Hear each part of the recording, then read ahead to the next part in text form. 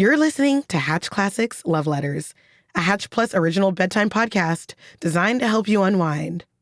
For our phone-free immersive bedtime experience, visit hatch.co.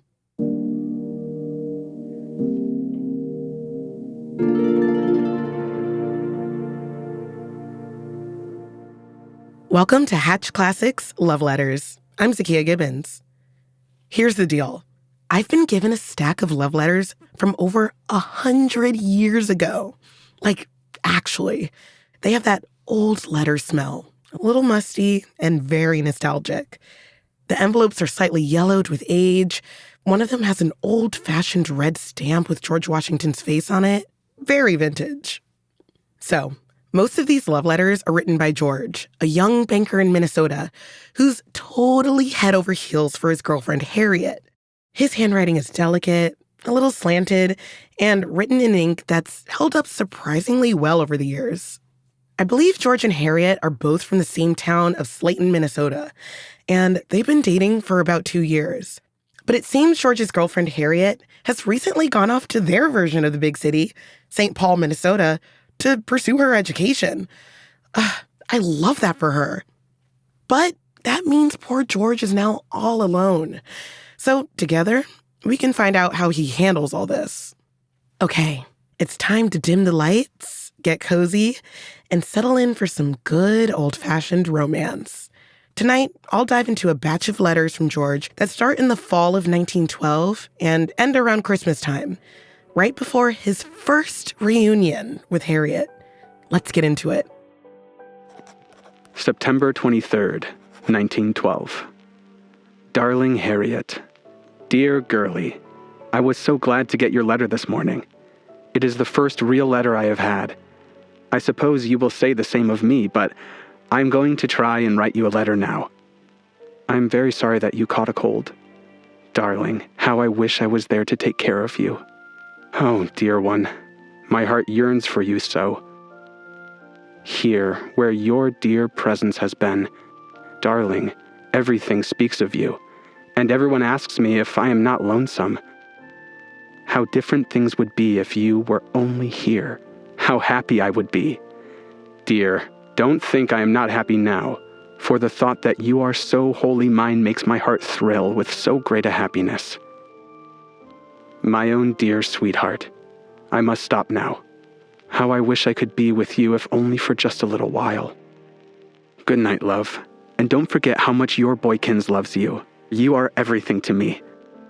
With my whole heart and soul, I am your own, Boykins, Geo.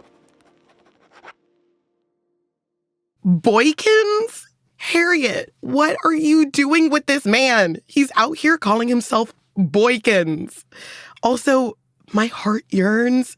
George, my guy, calm down. It's the first letter. How long have you been apart? A day? But honestly, I kind of love how he just goes for it. No, hey, what's up? Just full on, I'm obsessed with you. He's not afraid to say how much he loves her, and clearly, he loves her a lot. But I wonder, how is Harriet feeling? I have to imagine she's cheesing over this. Like, there's no way she's paying attention in class after reading this. Next letter. October 10th, 1912. Dear sweetheart, I just got through working and must soon go to bed. I had such an awful headache after supper that I had to take 2 big doses of bromo, and now I am afraid I can't go to sleep, and I need to very much. Dear girlie, how are you? I have not heard and am still worrying about you so.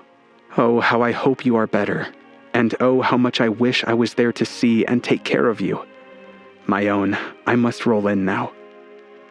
Oh, how I wish you were here, and I could hold you in my arms, and give you all these kisses I am sending, and you know how many this old softy boykins of yours usually gives.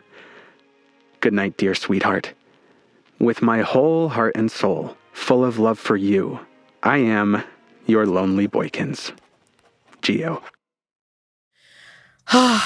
This poor, lonely Boykins.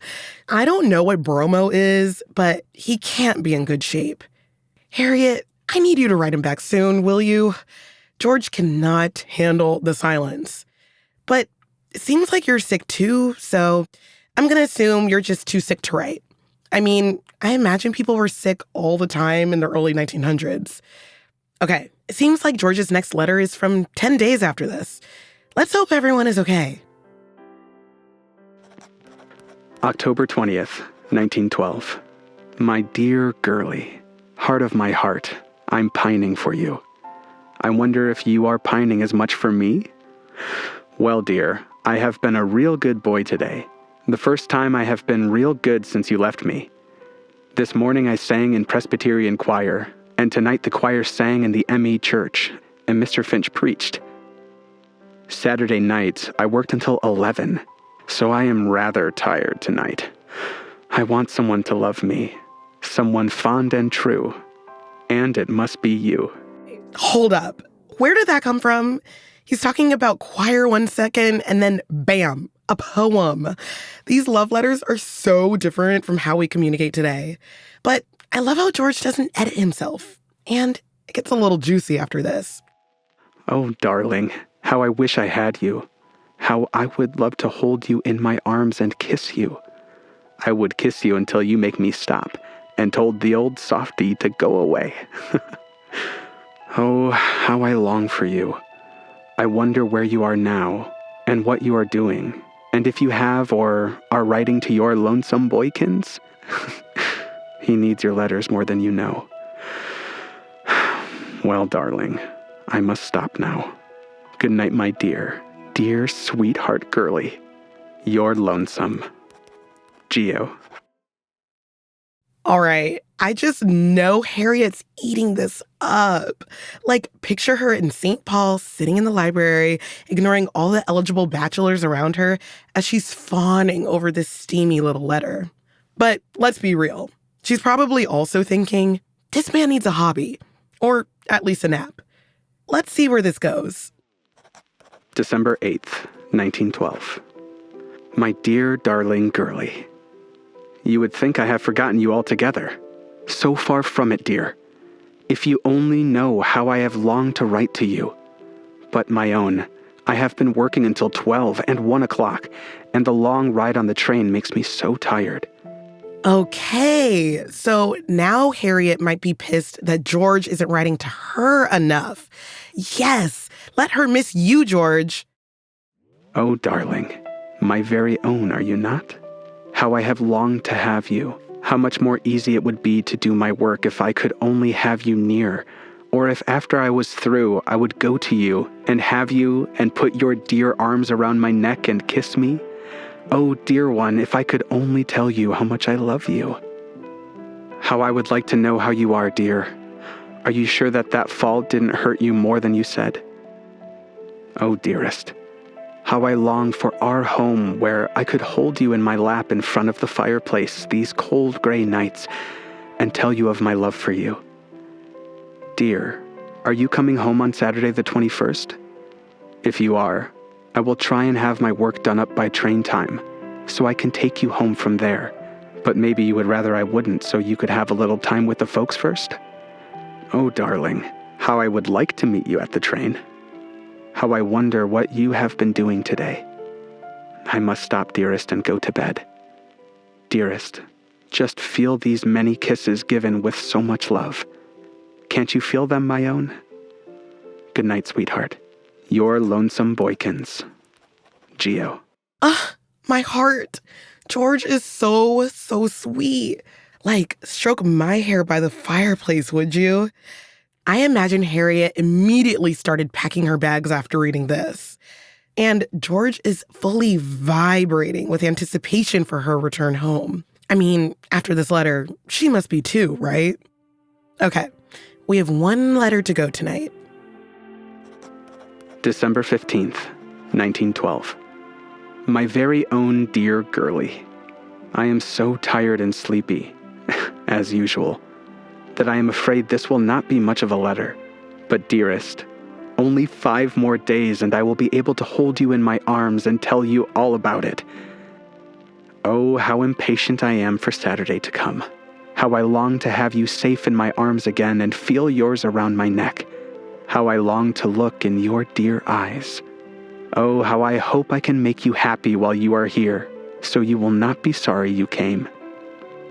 Dearest, I am so happy I can hardly write, so I must stop. I don't think I will have time to write again before you get here, for I have so much work to do next week. But my very own, I am waiting with a bounding heart for the train that will bring to me the best and most precious girlie in the whole world. A heart full of love, dear one, for you. Your loving boykins, Geo. And there it is. The countdown is almost over. After months of longing and pouring his heart into these letters, our Boykins finally gets to see Harriet again. But here are the real questions. How will Harriet feel when she steps off that train? Will she match George's enthusiasm? Or will the reality of their reunion feel different? We'll hear how it all unfolds in our next episode. Good night, everyone.